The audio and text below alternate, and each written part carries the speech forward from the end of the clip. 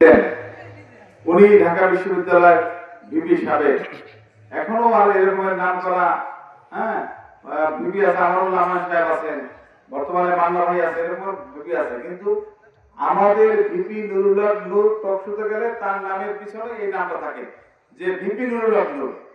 কারণ কি ভাই, যে আসলে এই স্বৈরাচার ফ্যাসিস্ট হাসিনার সময় মানুষ অনেক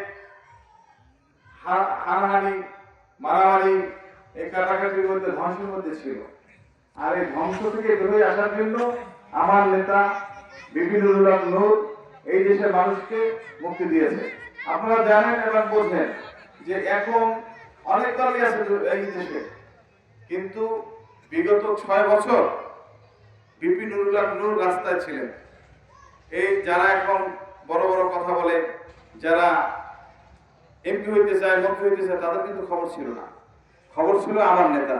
তো সেই ক্ষেত্রে আপনারা যারা এখানে আছেন আমার নেতার জন্য দোয়া করবেন। যদি আপনাদের মনের মতো সে এই দেশের জন্য কিছু করে থাকে, তার মতো লোকের কিছু করার ক্ষমতা নাই, কারণ সে ক্ষমতায় নেই।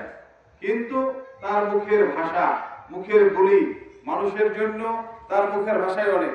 বলে তোমার যে কথা, মাঝে মাঝে কথা বললে বুকের মধ্যে ঢুকে যায়, একটা কথা আছে না এরকমের। ভিপি নুরুল হক নূর তার কথা দিয়ে এই সরকারের পতন ঘটিয়েছে, গণ উৎপত্তন, জুলি উৎপত্তন ঘটিয়েছে। এখন দেশে আবার নির্বাচন হবে, আমরা ভালো রাষ্ট্র পাবো, ভালো দেশ পাবো এবং এই দেশের মানুষ শান্তিতে থাকবে, এই আশা কামনা করি। এবং আমার নেতা পটুয়াখালী 3 গলাচিপা 10 মিনিট থেকে নির্বাচন করবে ইনশাআল্লাহ। আজকে আমরা সেখানে ছিলাম গলাচিপায়। গলাচিপা থেকে আমরা এসে আমাদের ছোট ভাই, আমাদের জেলা ছাত্র অধিকার পরিষদের পটুয়াখালী জেলার সভাপতি আমাদের মহসিন ইসলাম, তার দাওয়াতে আমরা এখানে আসছি। ইনশাআল্লাহ আমরা মহসিনের জন্য দোয়া করি এবং তার এই যে প্রতিষ্ঠান বাড়ি, তাদের যারা আছে, তাদের ভাই, আত্মীয় স্বজন, সবার জন্য দোয়া করি। এবং বিশেষ করে সে যেহেতু আমরা এই যে ভিপি নুরের পক্ষ থেকে এখানে সালাম নিয়ে আসছে আপনাদের কাছে, সবাই তার জন্য দোয়া করবেন। সবাইকে শুভেচ্ছা। আসসালামু আলাইকুম ওয়া রাহমাতুল্লাহি ওয়া বারাকাতুহু।